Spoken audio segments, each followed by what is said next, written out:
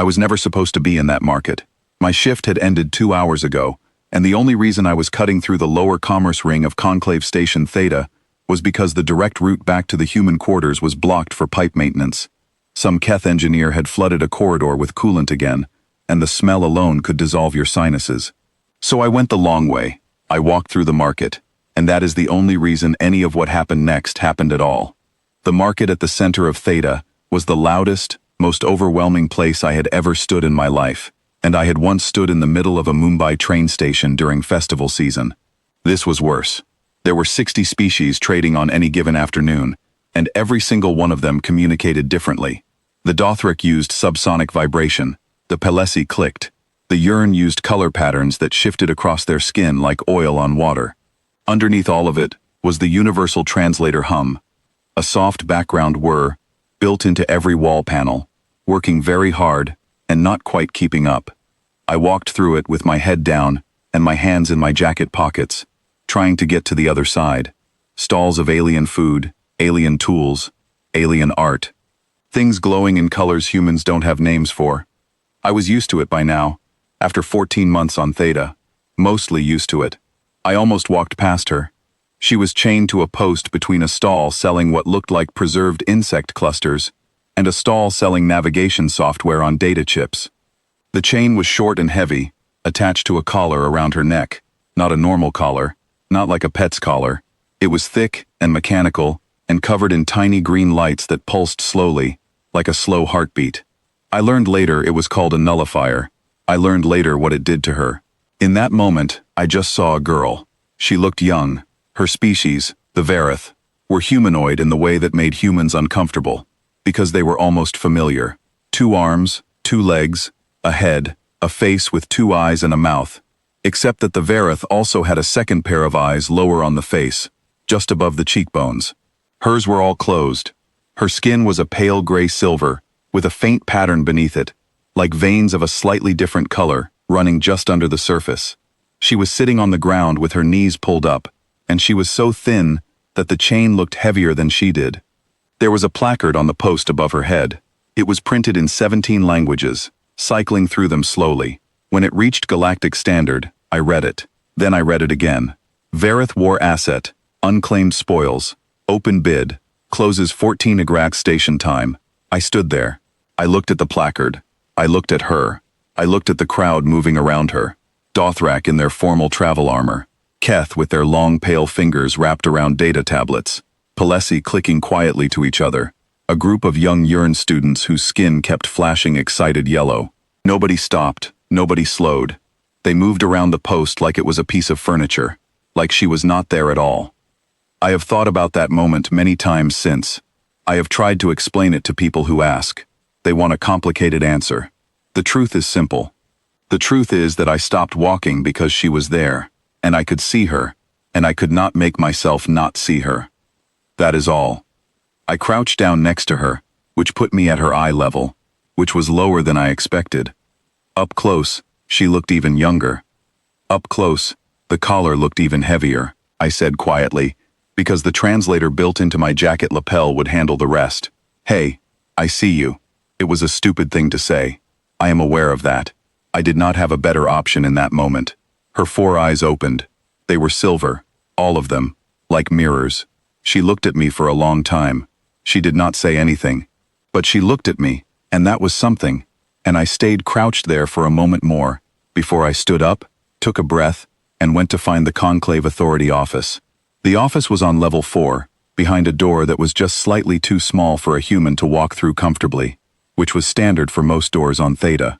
I ducked through, and found myself in a room with pale blue walls, and a service counter staffed by a single Keth clerk who was typing something with all 12 fingers simultaneously and not looking up. I explained what I had seen. I used the words, rights violation, because that was the language I knew. The clerk stopped typing. He looked at me with his wide, flat amber eyes and explained, in the patient tone of someone who had explained this many times before, that under the Dothrak Spoils Convention, the Vareth had been legally reclassified as non-sovereign biological assets, following the Dothrak-Vareth conflict, which had concluded 42 years ago. No law was being broken. He was sorry for any confusion. I asked who owned her. He said no one, currently, which was why there was an auction. I asked how to contest the auction. He told me about the species sovereignty appeal process, and he listed the 3 requirements: proof of Verith personhood under conclave law, a recognized species advocate, and approval from a conclave arbiter. He mentioned, almost as an aside, that the Verith had no living advocates and had been removed from the conclave species registry. He also mentioned that the nearest arbiter was 6 light-years away. He said all of this in the same tone someone uses when they are reading from a document they have read many times. I thanked him. I left. Outside the door, I stood in the corridor and I thought, 14 hours. That was what I had. The auction closed at 1400 station time, and it was not yet midnight. 14 hours to do something that the conclave clerk clearly believed was impossible. I want to be clear about something. I am not a diplomat. I am a staff sergeant. I fix communication arrays. I file equipment reports. And I occasionally help new human arrivals understand which foods at the market will make them very sick, and which are merely upsetting. I have no legal training. I have no political connections. What I had was a problem, a deadline, and a very strong feeling that I was not going home until I solved it. The first person I went to was Dr. Owen. He was a conclave xenobiologist, one of the few non-humans on Theta who had ever sat down with me for a conversation that was not about work. He had published 2 studies on Verith neurology before the registry erasure made further research politically inconvenient. I found him in his lab at midnight, eating something that smelled like pine needles and reviewing data. I explained what I needed. I needed a sworn scientific affidavit confirming Verith cognitive sentience. Not a legal argument, just a scientist saying, on the record, what he already knew from his own research. He was quiet for a long time. He told me it could create professional problems for him. I said I understood. He looked at his data screen for another moment. Then he started writing. The second person I went to was Liaison Officer Desh. He was the human diplomatic representative on Theta, which sounds impressive, and was, in practice, a position created largely to handle paperwork. He was asleep when I arrived at his quarters. He answered the door in a robe and looked at me with the expression of a man who deeply regretted accepting this posting. I explained the situation. He said it was not his department. I stepped inside his quarters, sat down at his table, and told him I was not leaving until it became his department. He stared at me. I looked back at him pleasantly. He made the call. The call went to the Conclave Authority Central Desk, where a very surprised Pelesi official learned that the human diplomatic liaison on Theta was formally requesting emergency species spoils dispute proceedings under Article 77 of the Conclave Charter. Article 77 existed for exactly this kind of time-sensitive situation. It allowed a sitting member state diplomat to act as temporary arbiter when no permanent arbiter was available within the dispute window. Humans had become provisional conclave members 6 months ago. Desh qualified. Nobody had told him that, but it was true, and I had spent 40 minutes reading the charter on my tablet while walking between the xenobiology lab and his quarters to confirm it. By 4 in the morning, the hearing was scheduled. I went back to the market. It was quieter at this hour. The big stalls closed. Only a few vendors still moving crates around. She was still there. The chain was still there. The collar still pulsed its slow green rhythm. I stopped at a food stall that sold something close enough to warm broth, and bought 2 portions, and went and sat next to her on the floor. She was awake. She watched me as I settled beside her. I held out the broth. She looked at it, then at me. Then she took it, very slowly, with both hands, and drank. After a while she said something in Verith, and the translator worked at it for a moment, and then gave me, "Why are you here?" I thought about the real answer to that question. I thought about the clerk's flat voice, and the crowd that had walked around her like she was a post in the ground, and the 14 languages on that placard, and the way her 4 silver eyes had opened when I crouched down the first time. I thought about all of it, and I said what was true. "Because you are," I said. She did not say anything else. We sat there until the market started to wake up again, and then I had to leave to get ready for the hearing. The hearing was held in Conference Room 7C, which was meant for cargo manifest disputes, and smelled like recycled air and old documentation. Desh was there in his formal liaison jacket, which he had clearly ironed in a hurry. Dr. Owen was there, with his affidavit printed and filed. On the other side of the table, sat the Dothrak auction manager, enormous, gray-armored, radiating the specific kind of contempt that only comes from a species that has been powerful for a very long time, and beside him, a Keth solicitor, who looked at us with the expression of someone who had already written their victory statement. Sira was there too. The procedural rules required that the subject of a spoils dispute be present and temporarily unrestrained during the hearing. The collar stayed on. Only a conclave arbiter could order its removal, but the chain was unhooked. She sat at the end of the table and did not speak, and I tried not to look at her too often because I needed to focus, and every time I looked at her, I felt something in my chest that made it harder to think clearly. The solicitor opened by arguing the hearing was invalid. Desh cited Article 77 and read the subsection I had loaded onto his tablet word for word. The solicitor pivoted.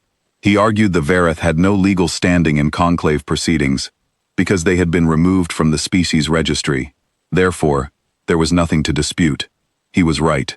On every technical point, he was right. I stood up. I was not authorized to speak. Desh looked at me with his eyes very wide. I did not sit back down. Then re-register her, I said. The room went quiet in that way. That rooms go quiet when something happens that nobody planned for. I laid it out clearly. The conclave charter contained a provision for species re-registration. It required a genetic sample and a sworn cognitive personhood assessment from a qualified xenobiologist. Dr. Owen's affidavit, which was already on file with the authority office, was a cognitive personhood assessment. The genetic sample had been taken upon Sira's initial intake to the station, standard procedure, logged in the station database, available to any conclave officer. The provision did not specify that re-registration had to happen outside of a hearing. It did not say it could not happen during one. Desh, without looking up, started typing. His tablet connected to the conclave registry system. He filed the re-registration. It took 4 minutes.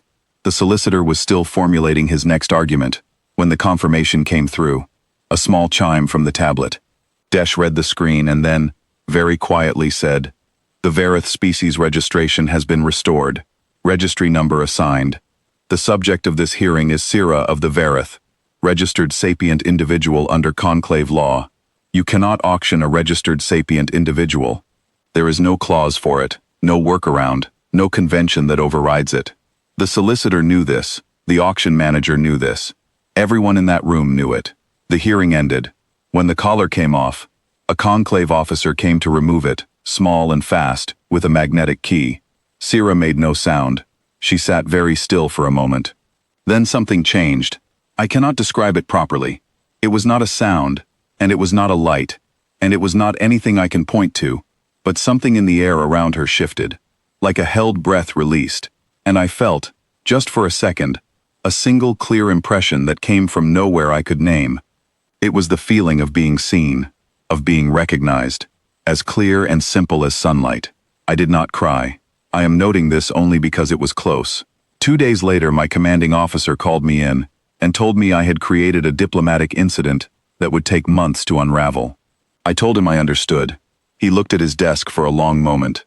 Then he told me the conclave had formally requested a copy of the Article 77 precedent filing, and that 7 other species had already cited it in separate cases in the 48 hours since the hearing. I did not say anything to that. He dismissed me.